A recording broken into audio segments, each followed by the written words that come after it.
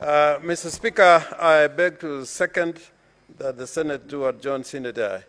Mr. Speaker, this may be probably my last speech in a chamber of parliament.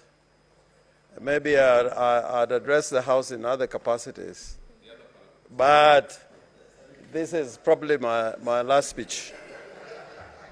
Mr. Speaker, I want, first of all, to thank everybody, the senators with whom we have had a wonderful journey in the last 4 years or so, coming to 5 years, and thank the leadership, the majority leader, the deputy, the whips in the majority, the speaker and the deputy speaker, the leadership in the minority.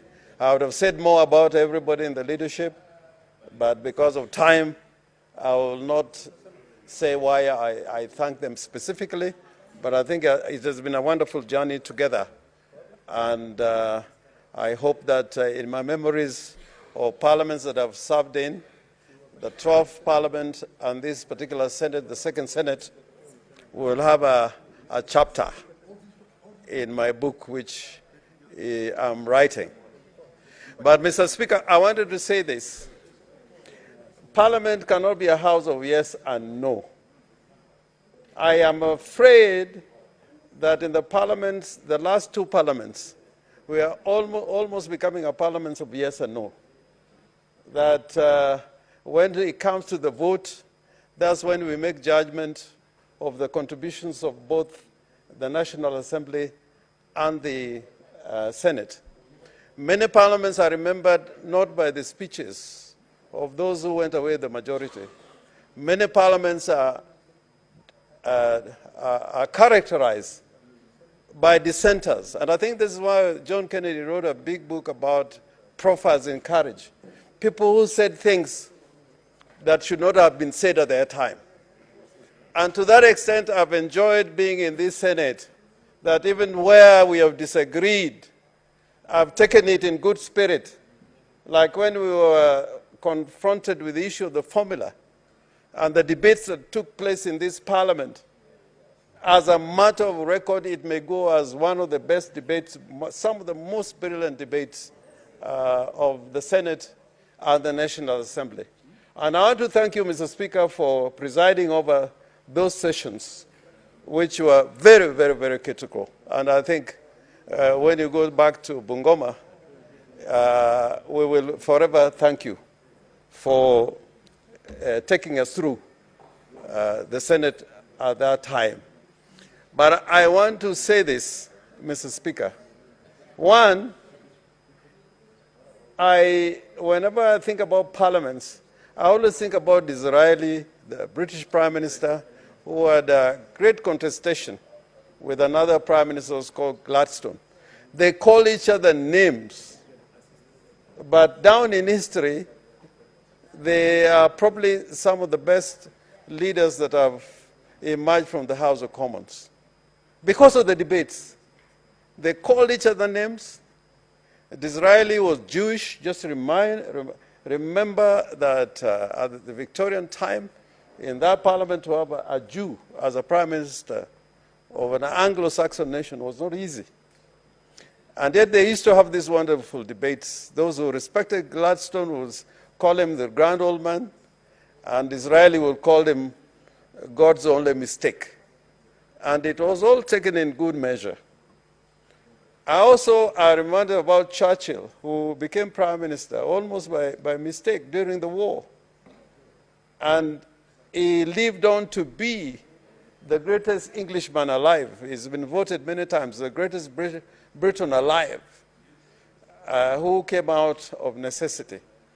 So at the end of the day, what am I trying to say? I think we are going through a very wonderful period, that we have had a coalition before, many coalitions, and this time we have not had a formal coalition, but I think this coalition will be remembered, not formally in place, but through a handshake of bringing peace to this country and to bring a new constitutional dispensation. But what I want to say more importantly, which I said today in the morning, the judiciary, and I want to repeat this, the judiciary probably is the most important institution in this country.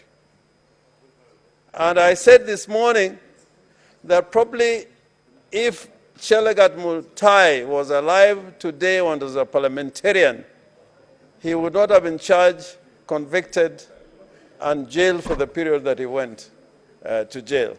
So I want to plead with my colleagues that wherever we go, always remember that the greatest institution to keep a democracy alive is the judiciary. We may disagree with them, but I'm hoping that throughout our lives and the contribution to this country, we must always fight for a free and independent judiciary. In fact, at the founding of the American Constitution and Declaration of Independence, I think the greatest contribution was by Chief Justice Marshall, who in the midst of that victory by Washington was able to stand up in a great decision to make sure the judiciary did not go overboard.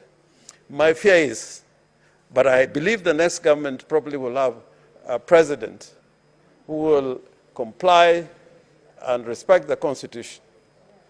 But my greatest fear is that in the midst of victory, sometimes we want to take the judiciary for granted. And I hope that that will not happen. Secondly, Mr. Speaker, we have had this debt ceiling that we have enhanced upwards, making it possible for Kenya to borrow. But I hope that in doing so, the government will behave responsibly, because we can talk about COVID, we can talk about these challenges, but in our nation, the financial discipline has always been lacking.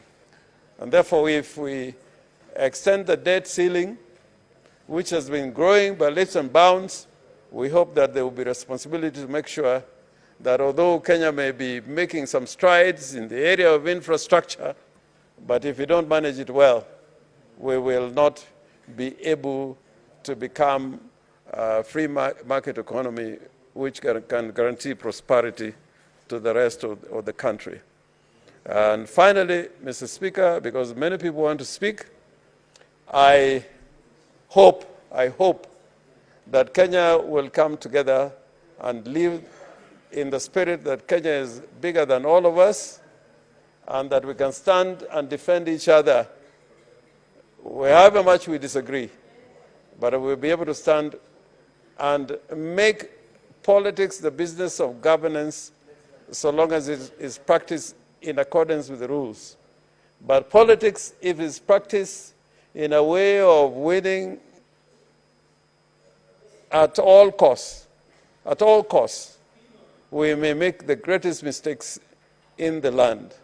And I hope that both the law and institutions will not be made either to victimize or to propel people into positions where they wish to be. I hope that we maintain the rule of law and order and justice for all, because this is how you build a lasting democracy. If you have a system that believes in fighting its enemies at whatever cost, you can never advance.